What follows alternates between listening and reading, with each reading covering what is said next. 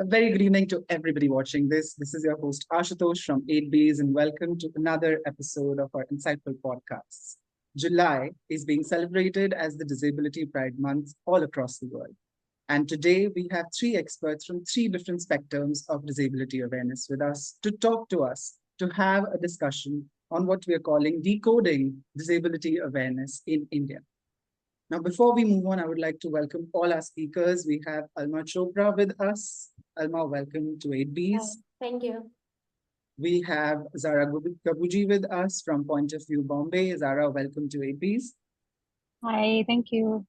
And we have Mr. Sunil Jain joining from Bangalore from the Indian Wheelchair Tennis Tour. Sunilji, very warm welcome. Hi, thank you. Before we move on to questions and before I leave the floor to all of you experts to discuss what we're here gathered for today, I would love to have an introduction round, starting with Alma Chopra. She's a DEI activist and motivational speaker. She's also an inclusion ambassador and has done an honorary PhD in psychology and international philanthropy. Alma is living with cerebral ataxia. We'll talk more about this neurological condition and the concerns around it. And she's founded Alma Awakening, which is a new NGO that works on mental health, inclusion, and concerns regarding that. Alma has also been a resourceful person to NGOs, organizations, and corporates around the world, giving them training sessions, hosting workshops on inclusion and disability. And recently, she has been a mentor with the Chicago Department of Aging and Disability Services. And all list of achievements keep going on. Alma, we're really proud to have you at aidbees. Thank you so much. Your list makes me feel really good about myself. And we are proud of you as well. We have Mr. Sunil Jain as well with us. He's the chairman of Indian Wheelchair Tennis Tour. He's also the chief enabler of Astha NGO, which is the partner NGO on our platform at aidbees. Mr. Sunil Jain is living with poliomyelitis since a very early age, and he cleared chartered accountancy in 2002, and he's also a fellow member of the Institution of Chartered Accountants of India. And through a project he participated in 2007, let me tell you this about Mr. Sunil, that he created this concept of Astha, and he manifested Astha as a nonprofit working with disabled individuals, giving them aspirational life, equality, and equal chances. And in 2016, Astha's division, Indian Wheelchair Tennis Tour, extended the idea of creating the first wheelchair tennis center in India. And Mr. Sunil has been working tirelessly along with the entire team to get that manifested. And by 2026, get wheelchair tennis in India on the world map. Welcome, Mr. Sunil. Thank you, Ashutosh. We also have Zahra with us from Point of View. So about Zahra, she's the thematic lead of storytelling at Point of View in Bombay, which is also a partner NGO at our aidbees platform. Point of View is a feminist not-profit working with women, gender, and sexual minorities and people with disabilities. And they inhabit digital spaces and digital literacy and education to disabled individuals specifically. At Point of View, Zahra is working at the intersection of gender, sexuality, and digital technologies. And she's using narrative storytelling and arts-based experiences, workshops and seminars, and leading this front through POV. She's also led Pyar Plus, which is a sexuality toolkit for women and people of marginalized genders and sexualities with disabilities. Zahra, again, welcome to aidbees, and we're really happy to have you here. Thank you. I'm so happy to be here too. Great. So just starting this discussion on first, we are talking about decoding disability awareness, right? And we're talking about something as important, which needs to be brought to the forefront in terms of interventions. So you all come from three different aspects of disability spectrum. We have somebody from sports, we have somebody from gender and disability. We also have somebody from the neurological side of it. So one by one, I'll start by asking the milestones that you think have been achieved in your respective areas of disability awareness. Sunil, we'll start with you. I mean, milestone, if you look at like, if you ask me from my lived experience, right, as a person with a disability, to be honest, till the age of about 30, I had no clue about what's happening in the world. Forget about India, in the world, what's happening. I mean, I never looked at as this one aspect of disability need to be addressed, right? But at the age of 32, when I woke up to this, and then when I look back, I don't think we have achieved any milestone. I mean, I may sound harsh. People may argue, yes, many things are happening on the ground, but when it comes to the relationship of human being to human being, right? That I don't see altering. Yeah, Right. in reality, we might have more access, I mean, accessibility, assistive tools, more awareness. But in reality, in life, aspirational life is not at all a conversation, That is true. right? It's not all a conversation. It's just still a conversation of survival, somehow make people with a disability live their life. But is it really a part of like being human, like we are one? Are we working towards that? Are we having any milestone towards that? I'm afraid, and I'm sorry to say that I don't think we are still there. There's lot and lot to be done, according to me. Yeah. Alma, very insightful point pointed out by Mr. Sunil. What do you think on these milestones from your specific? I view? definitely I agree quite a bit with what Sunil you just said. However, I do see a global awareness, and so let me take a step back. My NGO Alma Awakening is focusing on raising awareness. And I think, well, I've seen in the past 10 years, there is a rise in global awareness, meaning like what Sunilji said, that Sunilji just said, interaction, that's the most important. Assimilating this community into the mainstream community. You see that by examples of accessibility, you see that in examples of more awareness in DEI in like the workforce. You see that we definitely, meaning India has a long way to go. I think places abroad, especially places like the US where I was born and brought up, and Australia have much higher standards, and India's definitely not there yet. But in terms of milestones, I think we're inching our way there, but I think like Sunilji said, we have a long way to go in terms of seamless integration, because there's still a disparity, which is not quite fair. Right, absolutely. Because as we are here also for today, that we are moving towards that awareness. And this, I think this discussion is also one Yeah. of those contexts and those platforms that can create this sort of awareness. Right. Zahra, how would you like to add to this sort of milestone from the aspect of gender and disability or sexuality and disability? Right.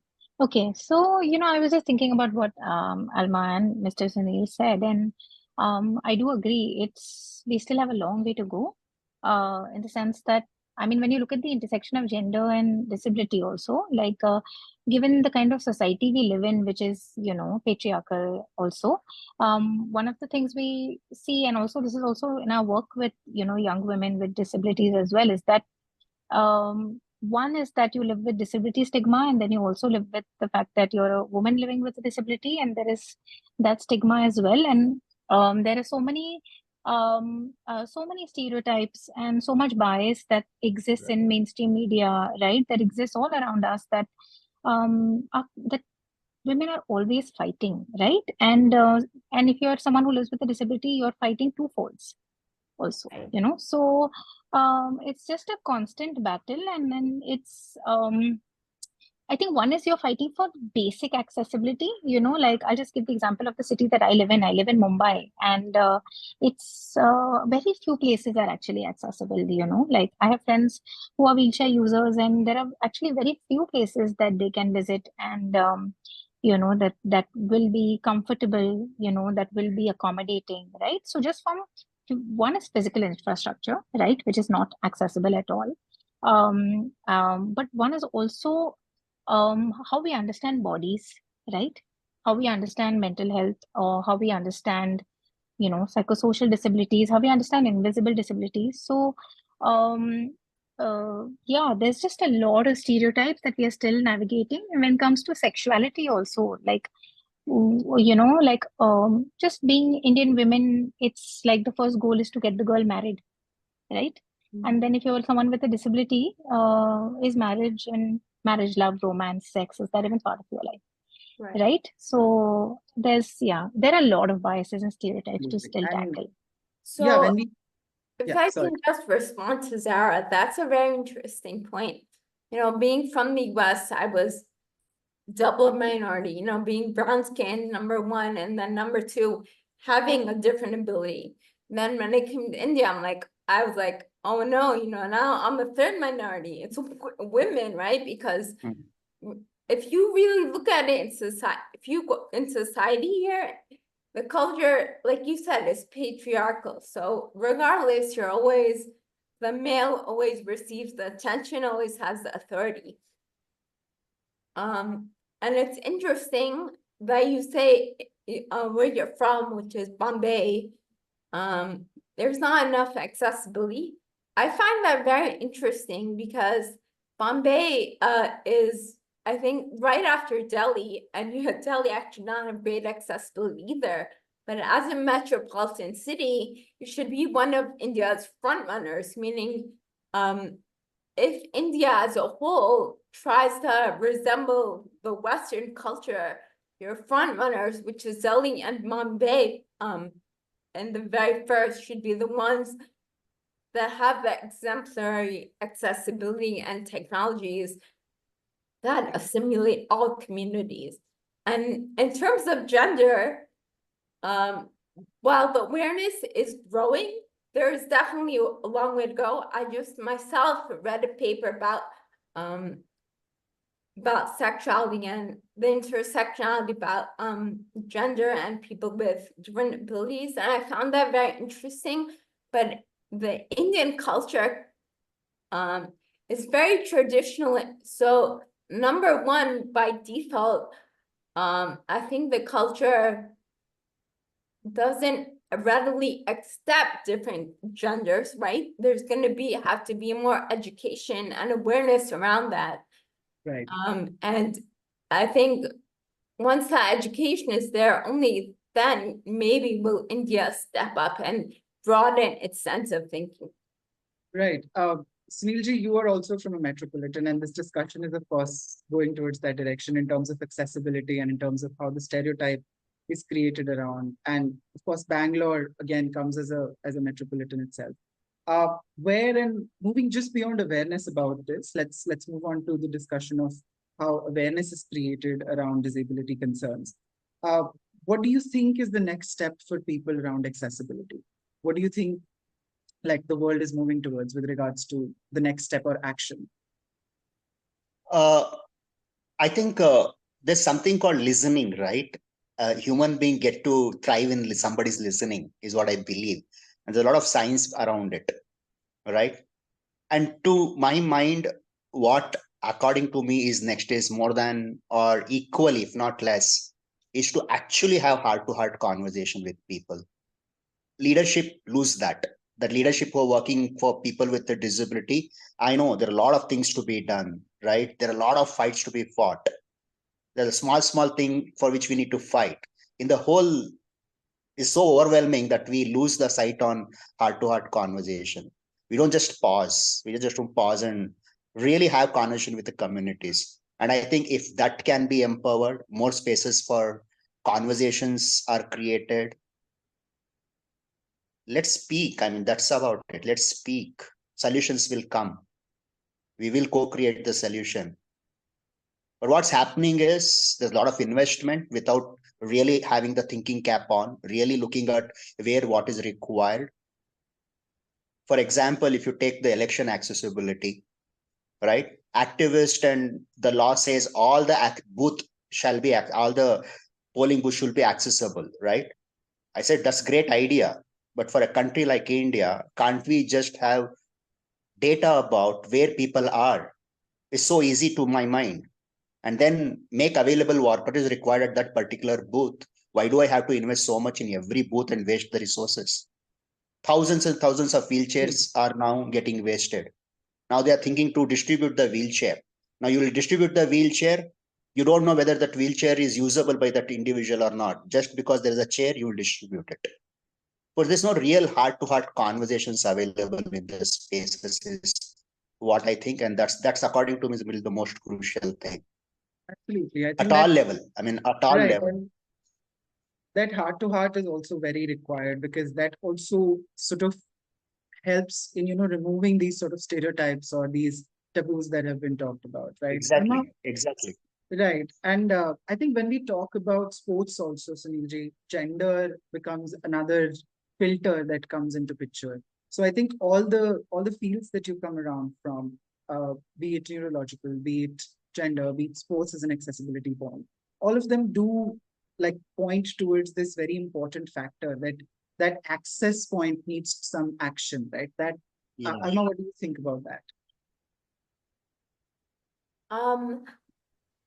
Okay, my internet actually just dropped. I'm so sorry.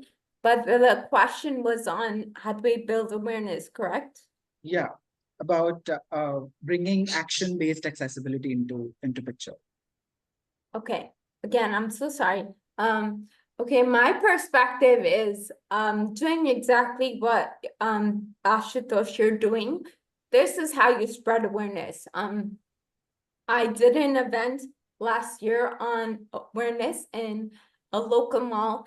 That's how you spread awareness. When I go out to the gym, when I go to the mall, when I go to the airport, or people like me go to amusement park, it's about normalizing different abilities, showing the world, like Sunilji, I think you mentioned wheelchair tennis.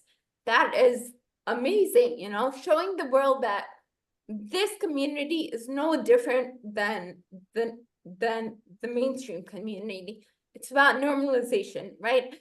The main thing is Ashutosh is people are afraid of what they don't know, right? That's half of discrimination. Right. Yeah. And because people are afraid, oh, I think India calls it being special, which I have problems with. Oh, this person is special. We don't know how she's gonna react, let's walk on eggshells. We don't know what to say, we don't want to upset her. I think that's when the separation comes, right? When you start separating communities. So I think it's the more you talk about it, the more people like myself are with different abilities come out and are visible, are vocal. I think that's where the awareness begins. Absolutely, and that's so true and so like so deep in all senses that the more we talk about it, the more action is created around it. Zara, you were also discussing a lot about stereotypes, and I want to move this conversation again off the panel towards the idea of stereotypes around intellectual, mental, or physical disabilities in that sense. When you look at the larger context of how Indian people, like Indian persons with disabilities, are looked at, there's a hell lot of, as Alma also said, that she was being looked at from a certain lens, as even Sunilji must have also experienced this. This lens of stereotype always gets to you. Like there's also a stereotype and pity attached to this particular lens, right? Yeah. I want to ask the panel, how right or wrong do you think this lens is, especially for people with disabilities? We'll start with Zara.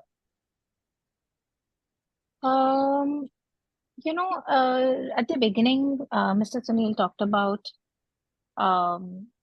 human beings, right? And that looking at people as human beings, I think one of the most crucial things is that uh, uh, nobody with a disability wants to be looked at from a lens of pity, right? It's disability also is, we know now there are, of course, many different models with which disability is looked at, right? Like, of course, there is one sort of medicalization of disability, right? But there is also Right. there is also the lens of just society's inability to create a world that is, inclusive for different kinds of people with different abilities also, right? So one is that there is no binary in the sense of like whether this is a a good or a bad thing. I think just looking at someone with a disability is wrong, right? And it's not something that should be accepted, or that's not something that should be practiced. And It's not something that we should even teach, right? And it's one of the Right. first things we teach even young children, actually, right? Is that when they see someone with a disability and they ask questions, we ask them to keep quiet. We ask them to just sort of keep it down. But the point is that that's a moment of curiosity, and so you have to use that to actually talk about what disabilities mean, and that people live with different disabilities, and so they access different things, right? And they need different things that in their environment, in their physical environment, in their family systems, right, that support them to live lives where they can thrive. And so this is, I think, one is that we have to look at people from a lens of not from a lens of lack, which is what the lens has always been when you look at someone with a disability, actually, right? That this person is lacking something, but that is actually the completely the wrong way to view people and human beings, right? Absolutely. Because we live multifaceted lives. It's Absolutely. if you live with a disability, you also, there are also different aspects and intersections that you live with, right? And while one may be prominent for one person, but there might be so many other, right? So I think teaching children or teaching people about intersectionality is so important, and that lens with which you view people is, yeah, Very, very definitely important. different. Yeah. Sunilji, as someone with lived experiences around that stereotype, how do you weigh this question of it being right or wrong? Like I think, as Zahra says, there is no binary into it, right? Any stereotype is not forwarding, right? There's a limitation when you have any stereotype. So what I would say, stereotype will be there, whether you like it or not. We have stereotype, not only for Right. disability. You take anything. There is certain conversation we come with on the table. Some notion about somebody or something we come onto the table. That itself forms a stereotype, right? Now, how do I dismantle that? How do I go beyond that is the larger question. And I think that is enabled through conversation, through engagements. And that's where it leads to curiosity, right? I mean, just for an example, we had a survey 5 years before. We reached out to about 300 visually impaired graduates. And when we asked the question, and all like 80% of them were doing BA. And when we asked why BA, I mean, I'm not saying BA is wrong or anything less, but the reasoning of people was, what else can I do? Mm. That's what my teacher said. That's the best thing for me. So there's no conversations happening. What's possible? What is not possible, right? So you just bit what you think is possible for people. Right. Absolutely. So not right or wrong, that's gonna be there in me, that's gonna be there. But to go beyond is what is required is conversations, engagements, and then from there getting whatever is possible. Absolutely, absolutely. Alma, you also come from the same backdrop of living with such stereotypes, and now, as you've heard these two opinions, where do you stand and where do you stay in your case? Well, I'm a strong believer in the wrongness of the lens. It's very culturally forced. I myself am a very non-believer of the word special. I'm a very non-believer of the word disability, right? For the reasons as Zahra pointed out, it implies a lack, right? So, and I think Australia has already adopted the term different ability, which is funny because when I started my my endeavors here, I proudly started using the word different ability, and I was so proud that I coined a new term. But you know, it's, and also Zahra mentioned, it starts at the youth, which is very true. You know, when kids see someone, for me, for example, when kids see me walking or with a walker, regardless of how I feel, it engages the child. They stare, they ask questions, and then quickly the guardians with them hush them or tell them not to stare. Yes, with etiquette, that's rude, but the kids will have questions. If you don't educate them now, they're gonna grow up with, like Sunil said, the stereotypes and the discrimination, those preconceived biases. So it's good to educate them, teach them, answer the questions now. Recently I did a talk with an NGO called Decoding, which talks to children in high school. And I think that's a right time to talk about diversity. Right now, if you look at our curriculum, we don't have diversity. That's the most important thing going forward.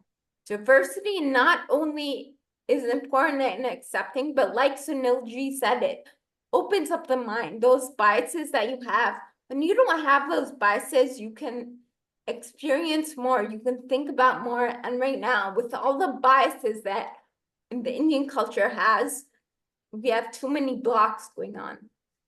Absolutely. And I think that sort of filter, as you said, that filter of bias it goes away with engagements like this. And I'm super happy from the behalf of aidbees as well, that we're so glad to have these panelists all over, working all across the fields and coming here with us and talking about it, because that starts the process of that little bit of awareness from our side. And aidbees is super proud to also have partner NGOs, which work on disability and inclusion directly. Which brings me back to Zahra. Zahra, where do you think this sort of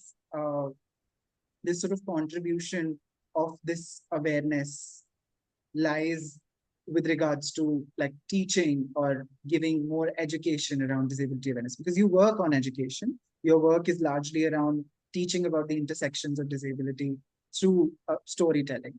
So where do you put the responsibility of that sort of teaching about disability awareness to the younger generation or to the population ahead? Okay, so Point of View's work is in gender, sexuality, and disability, and a lot of our work has been in creating knowledge outputs that are specific to gender and sexuality for women and marginalized genders with disabilities. And one of the things that that we have actually specifically worked on is sexuality awareness also, when it comes to women living with disabilities. So one is that women with disabilities one is the belief that I'm not a sexual being and that I don't deserve sex or pleasure or attraction, desire, so on and so forth, romantic relationships, etc. So one is also that a lot of work around dismantling those stereotypes and beliefs also, which are very much driven by what society tells us to believe, right? Like we're made to believe that we don't deserve this, and because we live with a disability, we are not attractive. We don't deserve sex, or we don't deserve pleasure, right? Or that no one will marry us. So one is that there are all these stereotypes that we sort of start to believe as young women with disabilities, right? But then there is also a lot of the work around understanding the nuances of disability. It's very complicated, right? Different people with disabilities have different needs. They have different just not different needs, but also different things, in their life. And Right. so there's also negotiating all of that, right? And also what does just from the point of view and inclusivity and education, right? Like when we were creating this sexuality curriculum called PR Plus, we realized that actually there are no inclusive sexuality curriculums and that they don't include people with disabilities in them. So if somebody with a disability needs to use a certain tool to be able to engage in any sexual activity, that's missing from a sexuality curriculum, right? So if you live with, say, a catheter, right? And so, what does sex look like for you? Right? So there are no open conversations, one, around sex or sexuality. There is no open conversations around desire and pleasure. There are no open conversations around, women wanting desire and pleasure. So there are many folds of stereotypes and many, many layers of education that need to happen, right? And that I mean, we try and do, and also, of course, so many other people also try and do. Right. So yeah, I don't know if that answers your question. No, that does give it just direction in the sense that this sort of education or this sort of awareness through education is very much underlying and very much required in all fields. I think, Sunilji, when we bring in sports and disability into this conversation of giving education to people about, disabled people can be playing sports as normally as anybody else, and it's as a normal part. So, as the chairman of IWTT, as somebody working around wheelchair tennis, where do you think this education responsibility lies about disability and sports? I mean, this lies at the grassroots level, right? Why sport is played at the first place? I mean, for various reasons, unfortunately, the context of sports for India is winning medals, glorification, money, glamour. There is much, much, much beyond all this when you play sport. What happens when you play sport is your attention is captivated, right? You are pulled to attend to something very at the micro level. And that's where the energy starts building. And in the coaching at the grassroots level, that doesn't happen. The science of sports is not taught. It's just like technically people are getting backhand, forehand, this stroke, that stroke. This is very technical stuff, right? But what's happening in the background for a human being when they play sport? So that's what we are attempting to do. Like really have a conversation. What is sport? Why sport? What is the power of sport on your thinking ability, your physicality, right? So it can actually transform a human being life if you Do really you, have a structured program.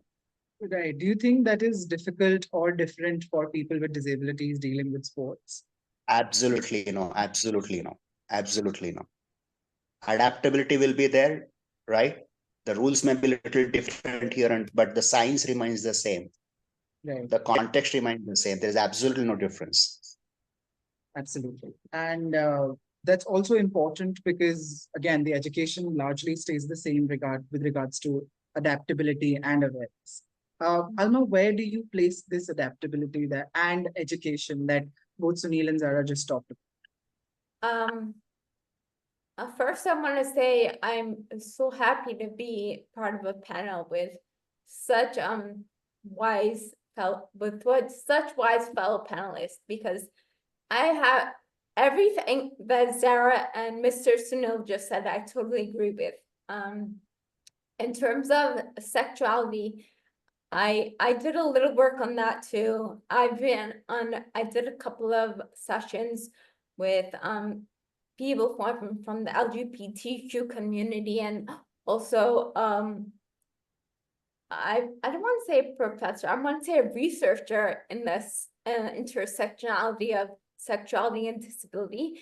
And what you said, Zara, was very true. There's no open discussion on, especially on women or even men with different abilities, but sexuality in general is a conversation that is tabooed in India. And I think that's also because of our culture, right? A lot of our prejudices come, you look at, we were brought up on the caste system, right? So different kinds of people, different identities, different definitions.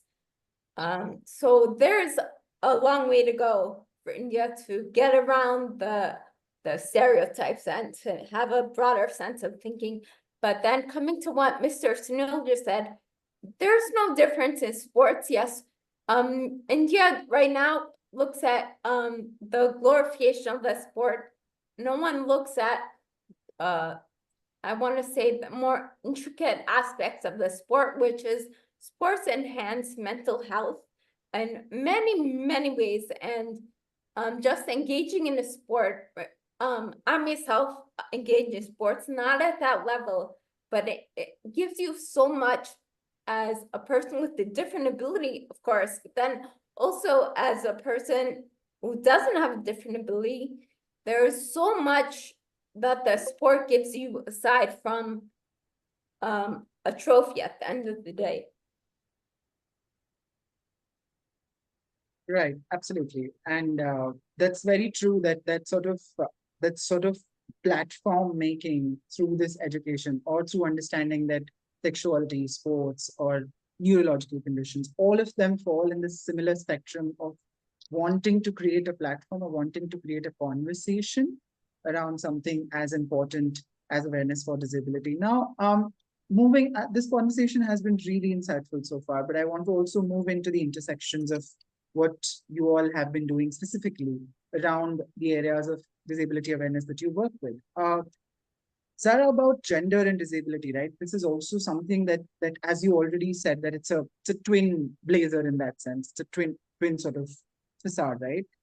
Gender, sexuality, and disability, they become like intersection of two equally crucial identity aspects. Because, oh, I'm a queer person, but I'm also disabled. That gives a larger sort of concern to look at. How does one deal with this overlap that you see in the intersection?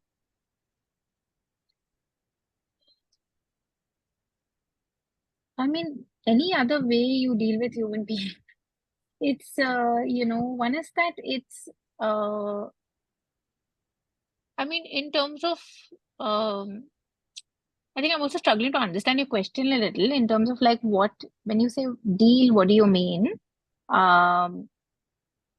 Maybe certain suggestions or maybe certain observation points on how gender and disability become like again, the idea of it overlapping and becoming more crucial and more sort of invasive in the sense of understanding. Okay, right. Okay.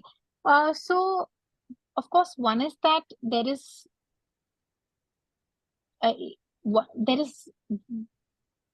also, see, one is that there is lack of disability awareness, right?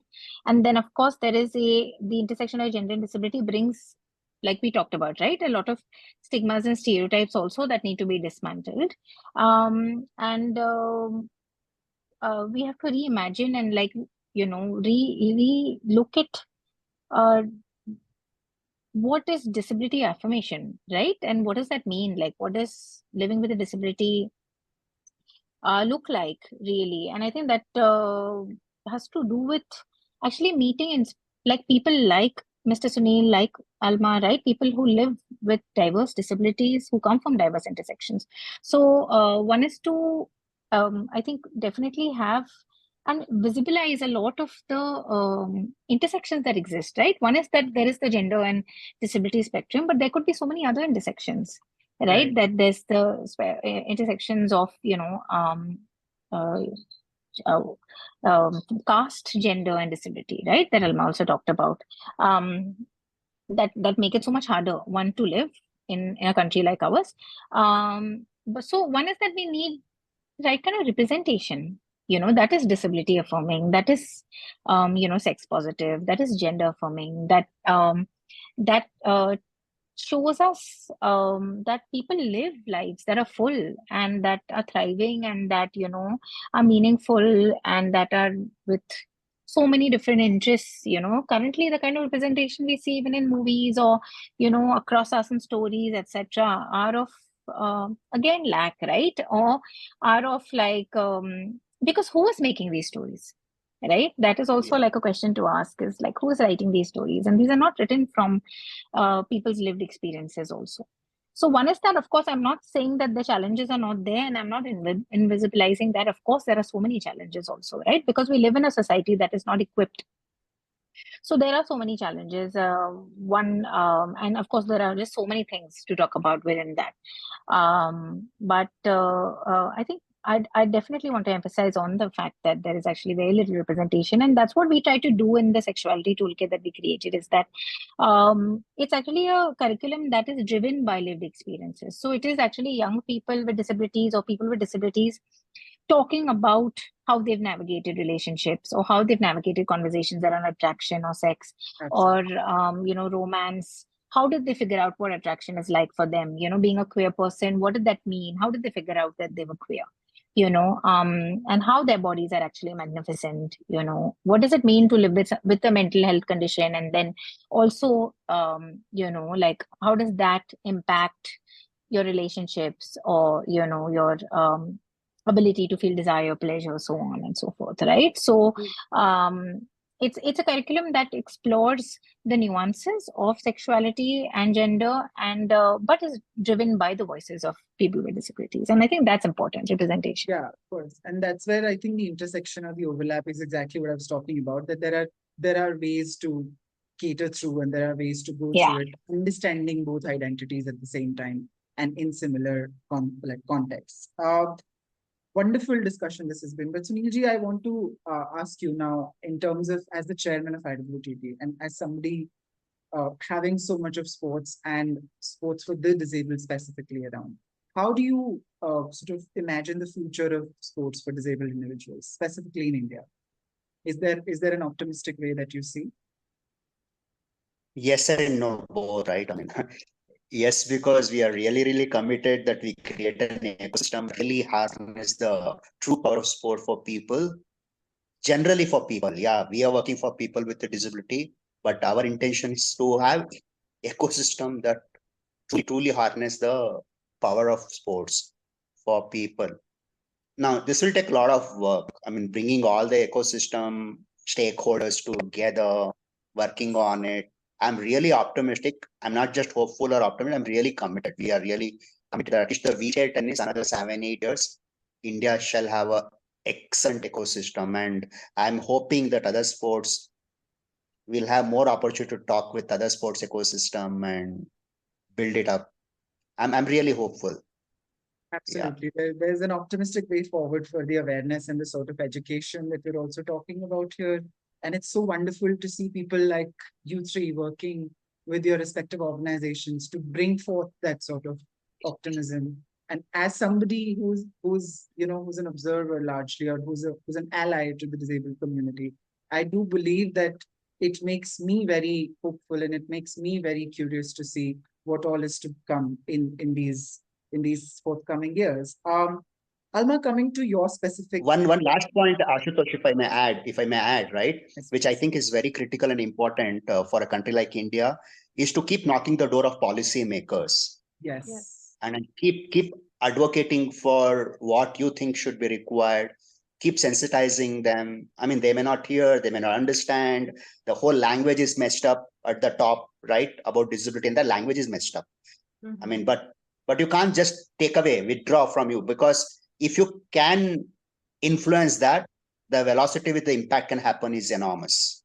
So I Absolutely. think we should keep at it, I would irrespective of like the to, I would like to respond to you. I totally agree with you. It can be from the bottom up, but it definitely is also from the top down. The biggest problem I see in policy is that there are no stakeholders in policy making. Yeah.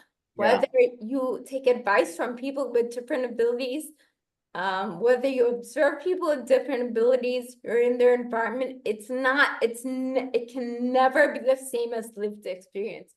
So my experience is that as much experience as you have in policies, you can be the nicest person, most empathetic person, most compassionate person, most accommodating policymakers, but until you have the lived experience, you can't really justify a just enough policy that can actually benefit the differently abled community. Right. And I wholeheartedly believe that, and until India makes a step towards this, India's not gonna go anywhere from the top down. Absolutely. It's always gonna come from the bottom up. Because as Sunilji also said, that top-down approach does little fickle up the language and then the Yeah, terminologies that we use, and that's definitely. where it all And begins. it's if we don't fix it up at the government level, the government is where it trickles down from, right? It's gonna be up to me and Zahra and Mr. Sunil, from the bottom to make those changes, but there's only so far we can go, right? As much as your grassroots is working, your top has to be cooperative, which right now, frankly, it's not. That's why I think it's also important with regards to policy, it becomes very important that there's no one person representative. There's largely a there's largely a collective conscience that work towards it, right? Because I think that collective conscience also works in a manner that it breaks stereotypes, it also educates, it also takes you to the larger extent of having action implemented, right?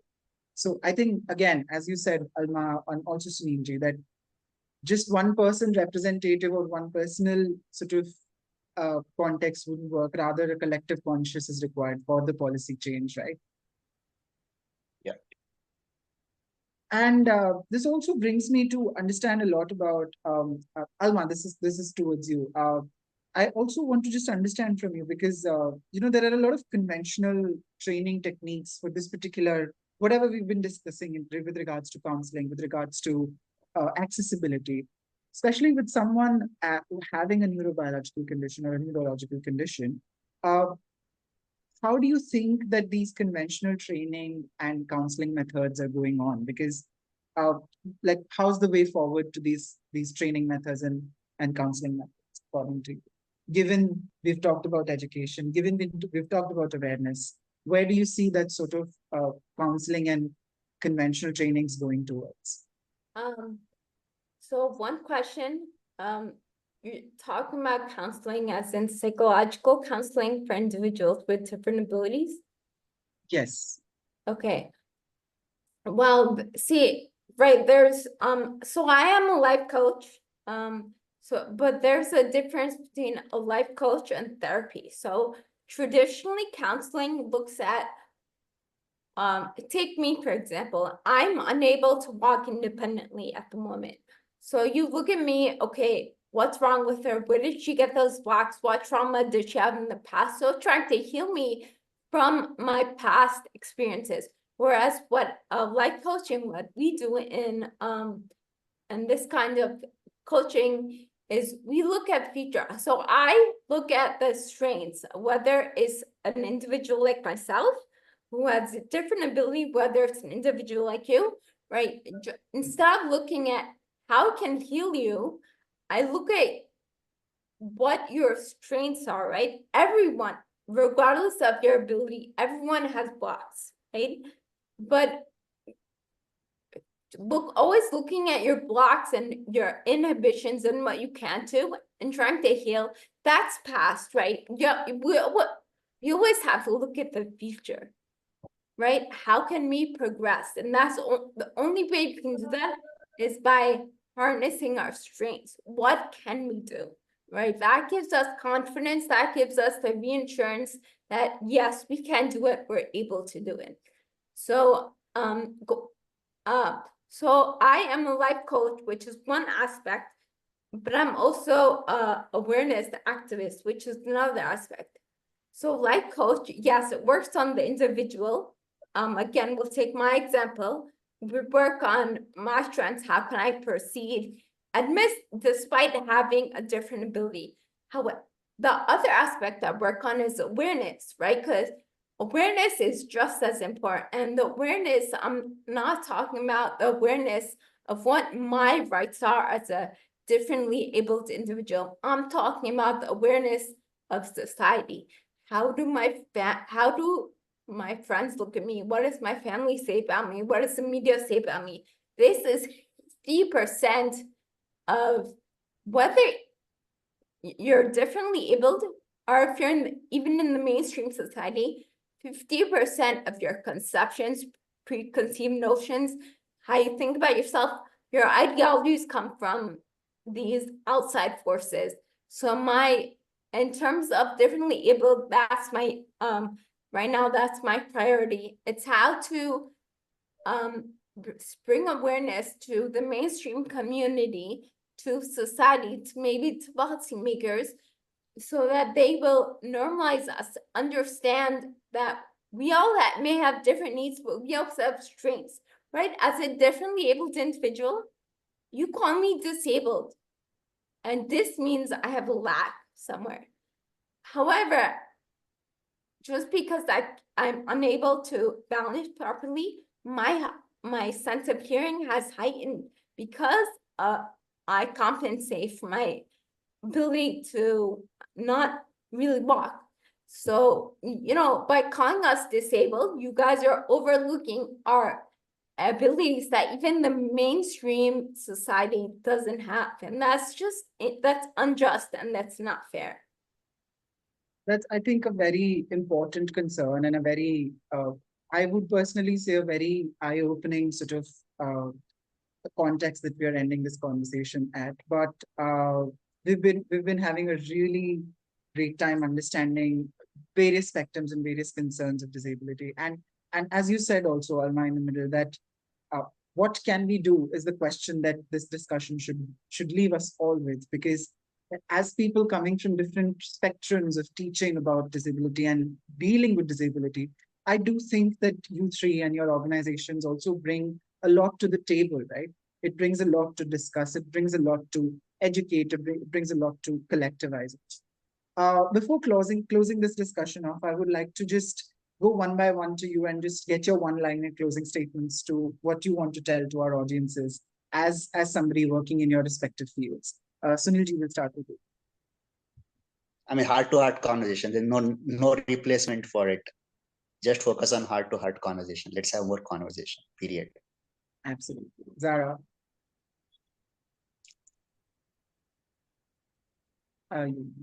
Sorry, yeah.